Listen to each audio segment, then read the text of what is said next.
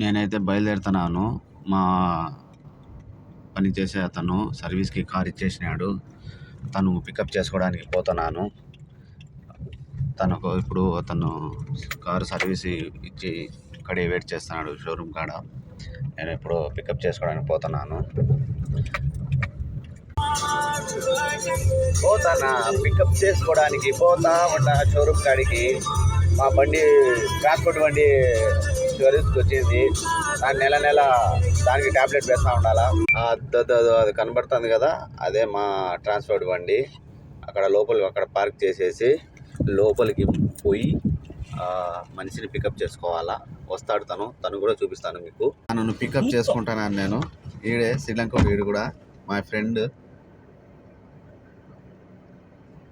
Service ఇచ్చేసినాం బండి. Service అయిపోయిన తర్వాత వాళ్ళే ఫోన్ చేస్తారు మాకు. మళ్ళీ వచ్చి